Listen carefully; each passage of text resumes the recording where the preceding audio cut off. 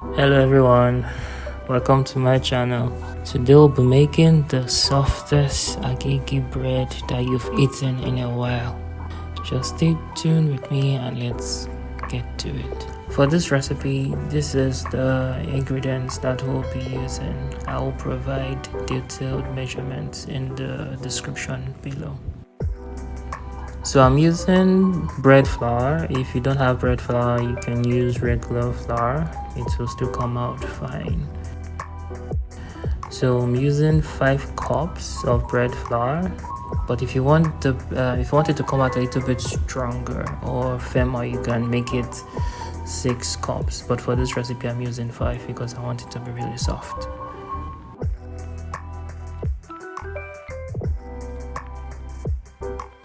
So I'm using instant yeast, so there is no need to activate the yeast, you just put it directly into your mixture. For this recipe, 1 sachet will do just fine because it's about 7 to 8 grams. Next, I'll add my salt.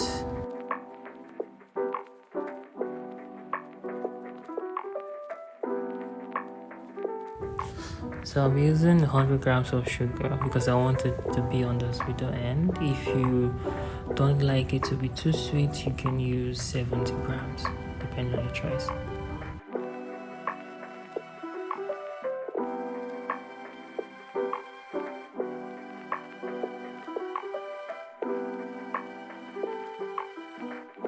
I'm using liquid milk. If you don't have liquid milk, you can use powdered milk. It also works fine. To just make sure that if you're using the liquid milk, you try to reduce the water maybe by 10 grams so that it can accommodate for more of the liquidity of the milk. But if you don't have a liquid milk, you can use powdered milk. That also works. Using a stand mixer, I will encourage anyone that wants to venture into making their own bread or making their own pastries to get one. It's really time saving and it's something that you're going to use over and over again, so it's best you just get one now. So I'm just going to do the initial mix for about 5 to 7 minutes until it's perfectly formed. You'll notice you're good to go when it's clean from the side of the bowl. So you add the butter at this point and you mix again for around 5 to 7 minutes. Next, you add 1 tablespoon of vegetable oil.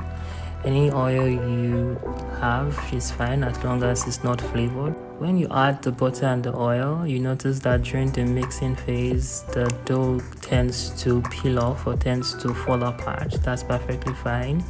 Just give it some time, it's going to come back together. Once done, you can test to see if the dough is ready. You can do the stretch test. So you see how I'm doing it right now. You can replicate that and see if the dough is ready. Next, you cover with a cling wrap or a thin film of nylon and a napkin or a towel and let it rest for 1 hour.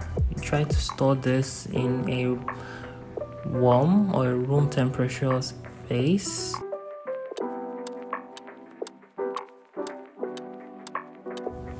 Once it's 1 hour, you can unwrap and punch because the dough would have risen or doubled in size. So you punch it to, or just press it down to remove the air from the dough.